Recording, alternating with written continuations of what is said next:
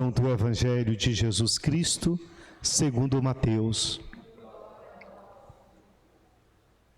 Naquele tempo, disse Jesus: Ai de vós, mestres da lei e fariseus hipócritas, vós pagais o dízimo da hortelã, da erva doce e do cominho, e deixais de lado os ensinamentos mais importantes da lei, como a justiça, a misericórdia e a fidelidade. Vós deveis praticar isto, sem contudo deixar aquilo, guias cegos. Vós filtrais o mosquito, mas engolis o camelo. Ai de vós, mestres da lei e fariseus hipócritas, vós limpais o copo e o prato por fora, mas por dentro estáis cheios de roubo e cobiça.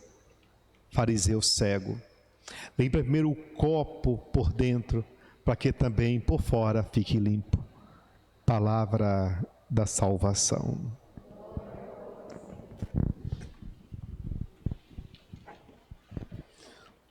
Esse evangelho, ele é tão comum na quaresma, porque Jesus vai enfrentar a dureza do coração dos homens, e com esse coração duro, a injustiça, a mentira, a exploração, a religião sendo explorada por tantos homens, e Jesus vai se indignando de tal modo que Jesus, nessa fala e nesse evangelho, tem a sua sequência.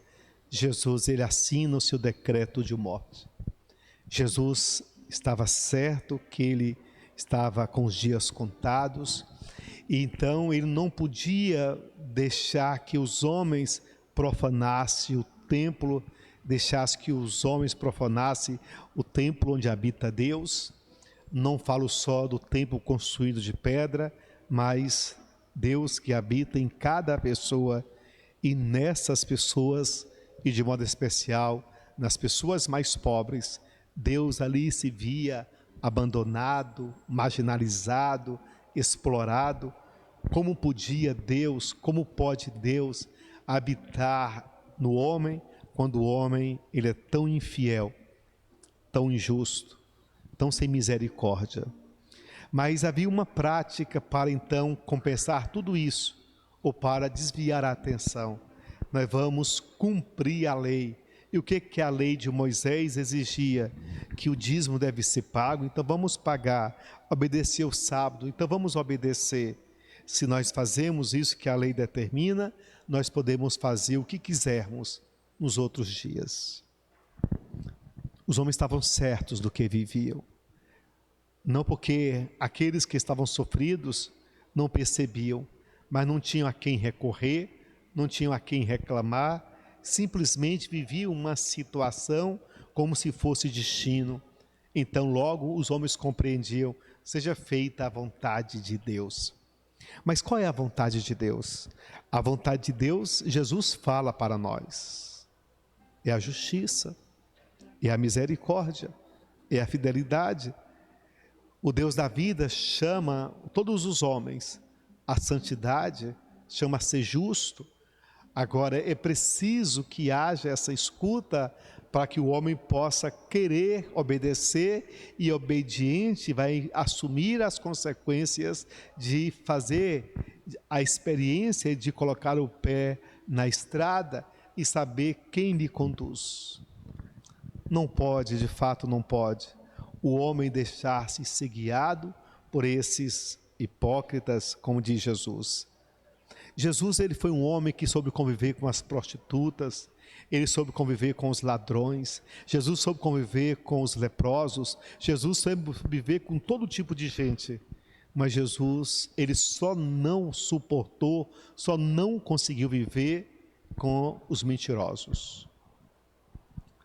Jesus não suportou a mentira, como ela é dura, como ela é fria. E Jesus então via naqueles homens, nos fariseus, nos mestres da lei, tanto conhecimento, mas o conhecimento que haviam adquirido era para as pessoas, para impor às pessoas aquilo que elas deviam viver, o que elas deviam obedecer.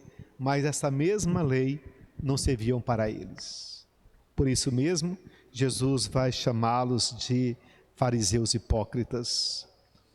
Viviam eles arrumados, bonitos, limpos, mas por dentro estavam sujos.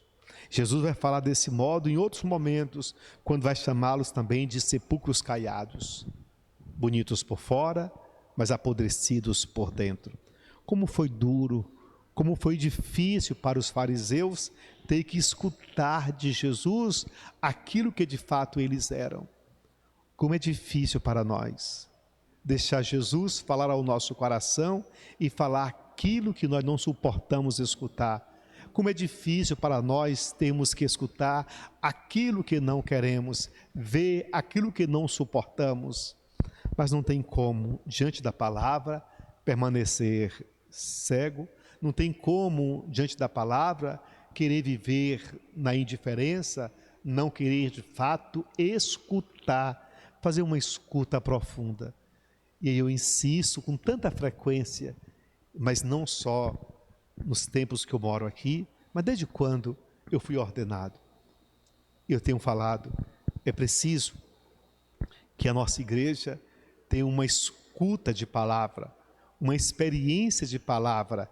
É preciso que todos nós possamos ter uma experiência orante da palavra, chegar a viver a intimidade com o Filho de Deus, de fato escutar o modo como Ele fala de Deus para nós e o que Ele fala ao nosso coração, o modo como a sua palavra ela é exigente e de fato ela exige muito de quem faz escuta, pois nós somos livres para escutar e também somos livres para poder viver ou não o que propõe o Senhor. Nós só não podemos viver de modo indiferente. Nós só não podemos viver, não faz de conta. A nossa fé não pode ser um teatro. Enquanto ritual, perfeito, mas enquanto vivência, deixamos a desejar. Então é tão importante fazer essa escuta. O que Deus quer de nós? O que Ele fala ao nosso coração? Então, toda fala de Jesus é uma fala libertadora. Toda fala de Jesus é uma fala salvadora. Toda fala de Jesus, ela é curadora. Ele quer nos curar das nossas misérias, das nossas inseguranças. Então, quando Jesus ele chama a atenção para essa realidade vivida, e o mais interessante que Jesus não falava só para os fariseus, falava para uma multidão. E o povo então ia escutando Jesus falar, e o povo sabia o porquê Jesus estava ali, não ferindo, mas revelando as misérias dos homens com o seu anúncio. E de fato é verdade. A palavra, ela é anunciada para nos tornar presentes diante da luz. A palavra é anunciada e nesse anúncio ela denuncia toda a injustiça. E aqueles que não estão dispostos a se verem nessa palavra, então se afastam, não aceitam. Então o Evangelho, a igreja, ela existe para que nós possamos só rezar, só fazer as nossas orações. A igreja, ela tem que estar responsabilizada para alimentar a espiritualidade dos seus filhos. A igreja tem que fazer isso mesmo. E não tem como você alimentar a sua espiritualidade e permanecer na ignorância. Não tem como você alimentar a sua espiritualidade e viver na indiferença. Não tem como você fazer escuta do Filho de Deus, escuta dessa palavra e permanecer na injustiça, comungando com a mentira. Não tem como você, de fato, ter uma escuta orante da palavra, você se aproximar da Eucaristia e ser indiferente à injustiça e a toda mentira. Não tem. E se de fato aqueles que insistem em assim viver, eu tenho certeza que cai num vazio, numa tristeza, cai numa depressão profunda, porque tentam se enganar, acreditando que assim tem segurança, que vivendo assim tem paz. O Evangelho abre os nossos olhos para uma realidade. Eu posso até não transformar a realidade que eu me encontro, mas eu tenho a mais plena certeza que eu posso fazer a escolha no mundo onde eu me encontro. A miséria praticada, dela não quero viver, dela não quero experimentar, e muito menos propagar para que ela possa ter espaço em outros corações. Que a palavra de Deus, ela possa nos libertar de nós mesmos, das nossas misérias. Que a Eucaristia que nós recebemos é para que nós possamos viver em comunhão com Deus e com os irmãos, para que esse céu anunciado, os nossos pés possam nele tocar. E com certeza nós tocamos quando nós percebemos Deus presente, esse Deus que fala, e porque Ele fala, o nosso coração se abre para escutar. É o Deus de amor que nos quer vivendo bem, para que nós possamos também, como Ele, sermos justos. É assim que nós queremos colocar neste altar o nosso coração, a nossa família, as tantas pessoas que têm recomendado as nossas orações.